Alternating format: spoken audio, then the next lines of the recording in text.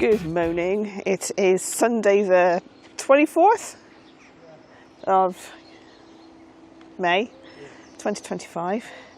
So we were going to stay at an off-road lay-by overlooking the River Dyfi. Yeah.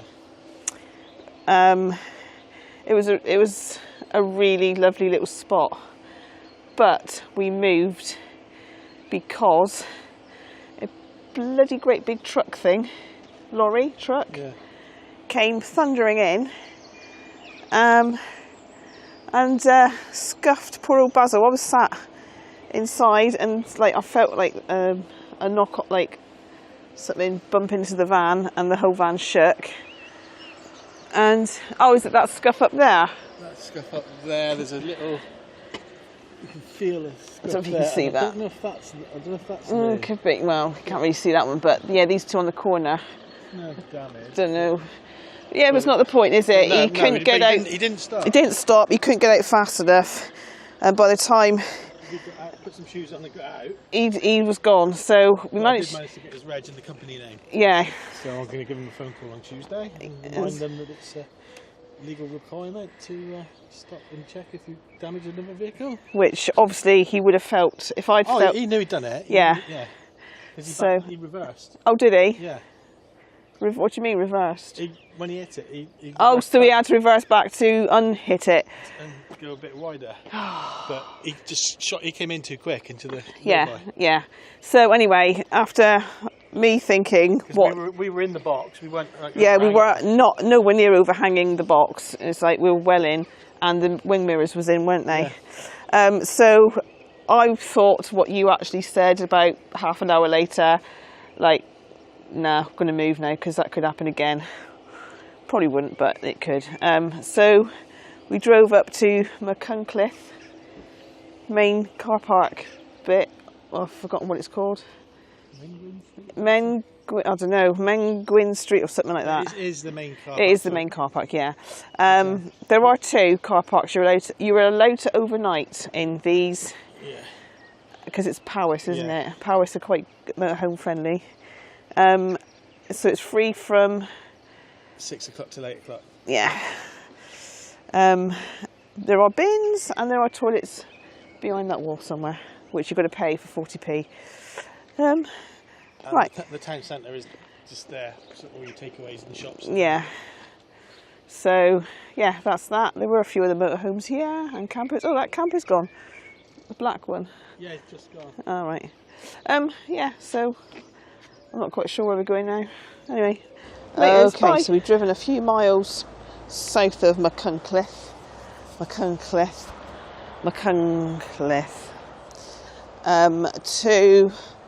Dyfi Furnace. I have no idea. Spirit of Miners. Okay.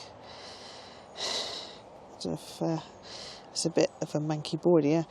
This area was once at the heart of the Mid-Wales trade and metal ores. Furnace, is named after the 18th century ironworks which can still be seen in the village. However, local industrial heritage goes back to at least the 17th century when it was associated with the lead, silver and copper mining industry.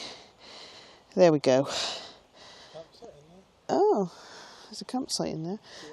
Great big car park, not allowed to overnight, which is a shame.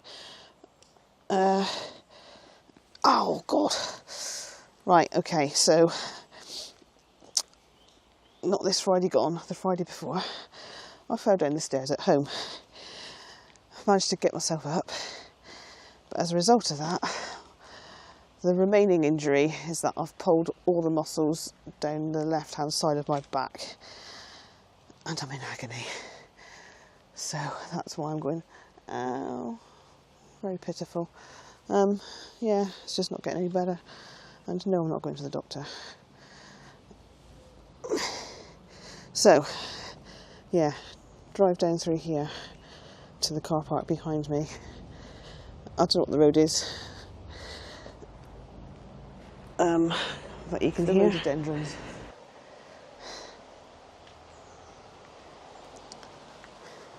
And there it is. No, I can't read that. Oh, what was this road? Can you remember? A487. He thinks it's the A487. Okay.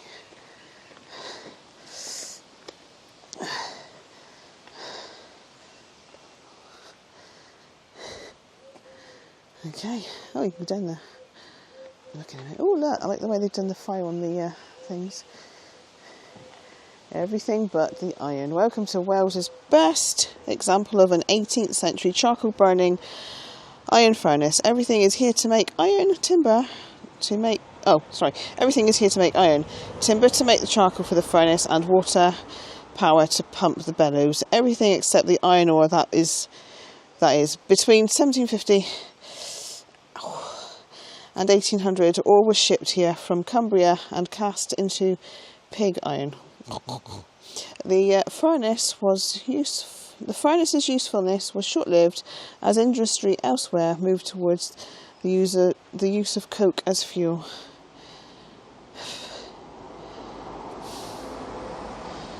Oh,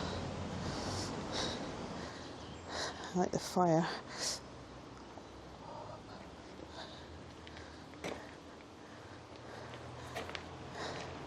Oh look, you can turn the thing to... Yeah. Go on, do it. The water wheel used to turn, and then it would blow the bellows to heat the fire up. Clever.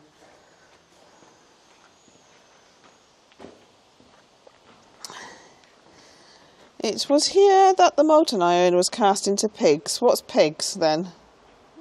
It's blocks of... Little blocks, okay. The layout of the mould resembled piglets, lying next to the sow, hence the name. Okay, they ain't got any photos of it though, have they? No, but there's other boards on the other side. Okay. Oh,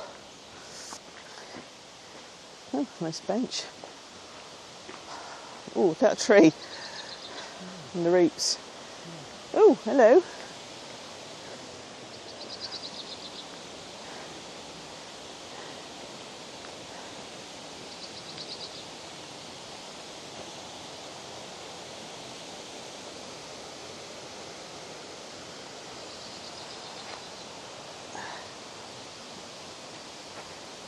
Steps. Oh, you can go above it, can you? Looks like. It's the river.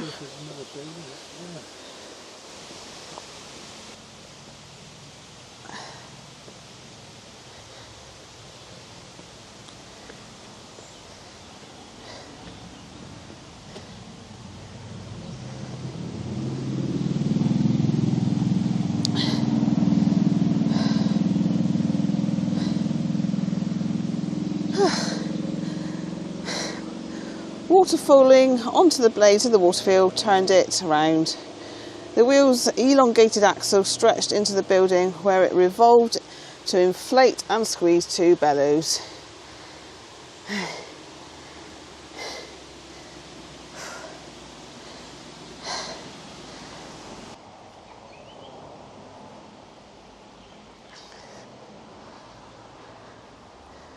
Spotting an opportunity. Vernon Kendall and Co., who built Dyfi furnace in 1755, were entrepreneurs who developed business interests in both Wales and England. Dyfi furnace would produce up to 150 tonnes a year, and most of it was sent to the Kendall's forges in the Midlands. Charcoal, limestone and iron ore from Cumbria was brought to the charging platform. From there it was carefully measured and tipped into the furnace.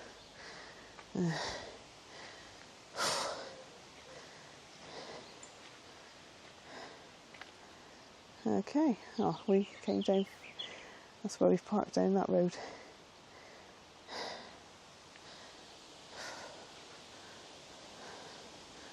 Don't know what that building is, but you're not allowed down there, so.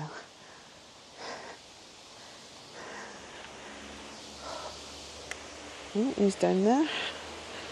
Okay.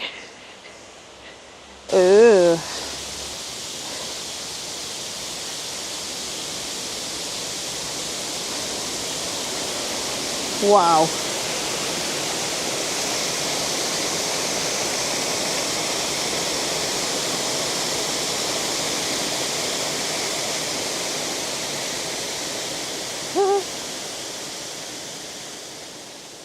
Oh, there's the rushing water from the bridge. Don't know if it's going to come out or not. Let's zoom you in a little bit. There.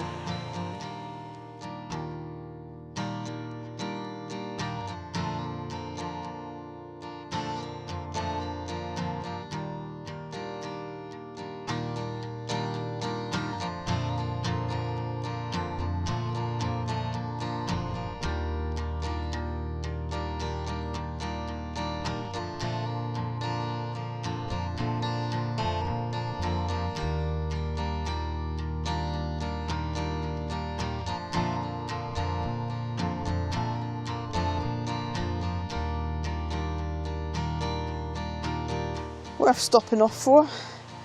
Little place. It was free, obviously, because it's unmanned.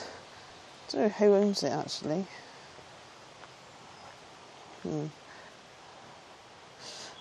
Yeah.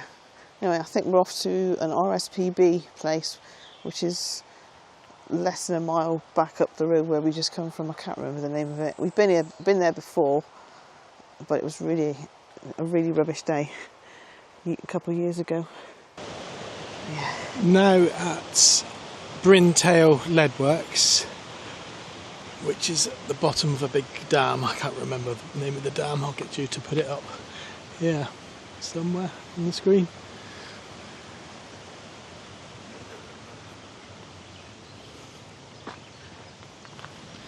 Right, first building was a cottage.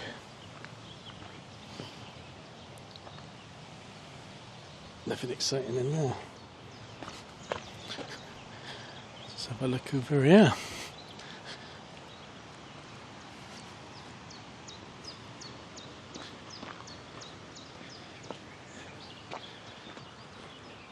Ooh, bit of a wheelhouse or something. Engine house in there.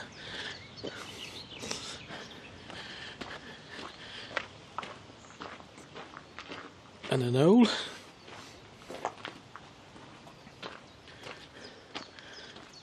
it say what that building was called? No. Oh, the ore bin. Steps, but do not climb steps. So the ore must have shot out of there.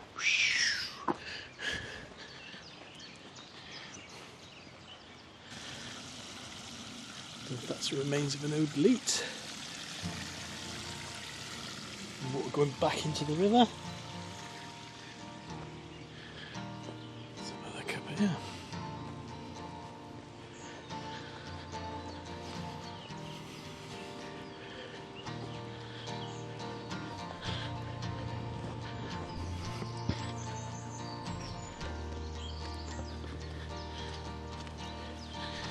Some handy steps.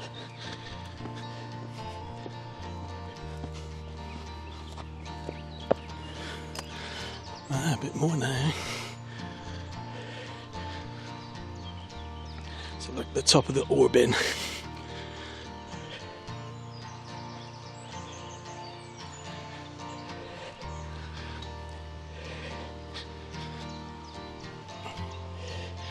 Down in there and then out the chute at the bottom. Right, I'm at the ends now and then start walking back. Let's see what that is.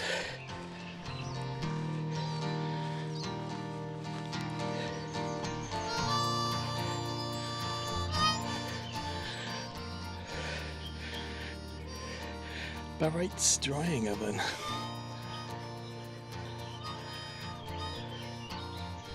And there's a bit of a remains of a leat there.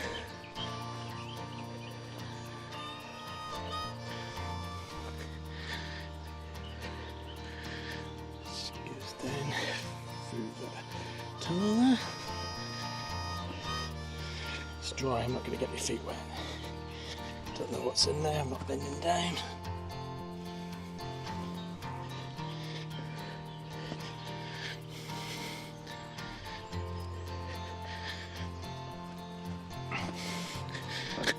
A little oven there.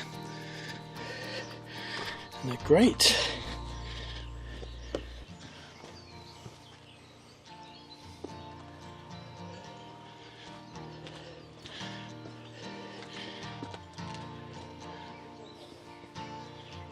Goes round through that channel, goes round through there and under that little tunnel.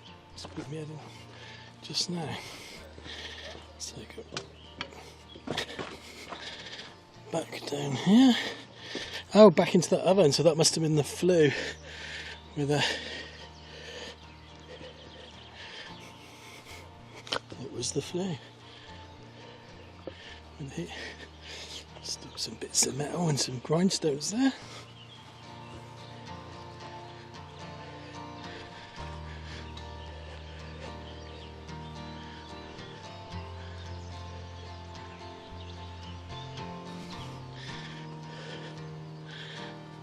Add the dressing building, settling tank.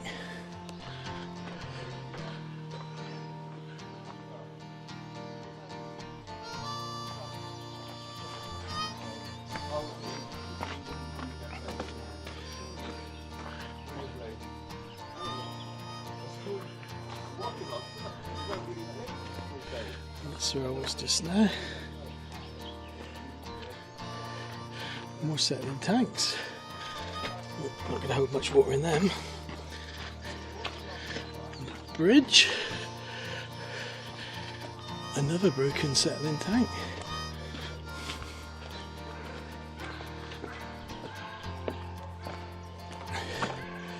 Still in the dressing building. With another settling tank.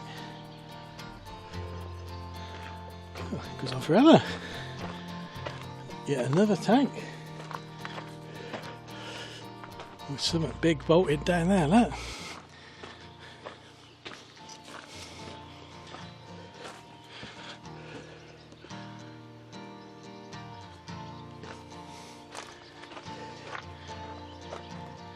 Let's go back down.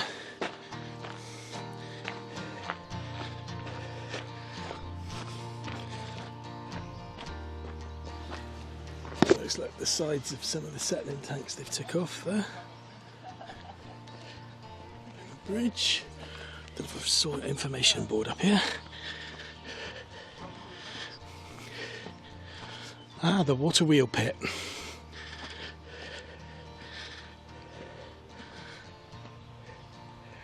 And there's a cutaway drawing of what went on. I hope it's a cutaway drawing after they got wet when it rained.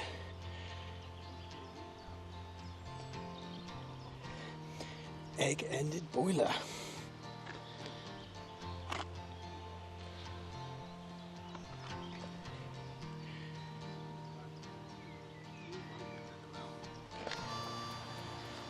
There's another orbit in there. Pump counterweight pit.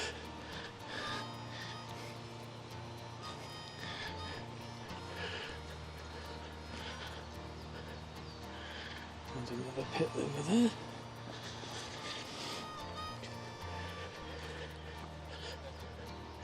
Oh, that's the mine shaft. Oh. I'm not going down there.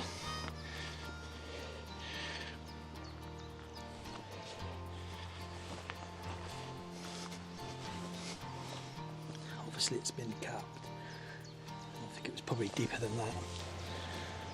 It's another drawing of the whole site and what went on. Lead ore was emerged from the mine wet and in large poor quality lumps.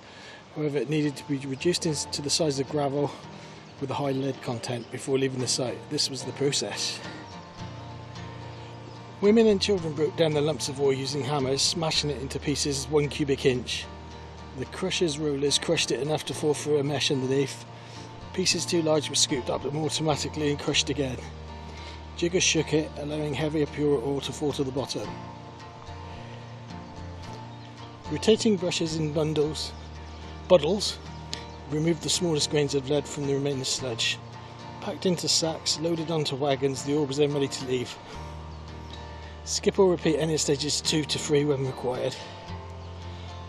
Falling water powered the machinery and washed it at each stage, so the crushing mill ought to have been above the jiggers, not alongside it, and at first it was. When the mine struck poor quality lead, they converted their crushing mill into a Berryites mill. Later, when lead quality improved, they needed a new ore crusher. They only had one place left, and that was near the river.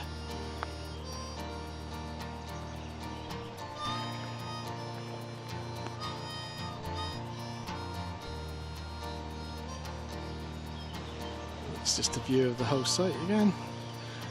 Pretty much done there.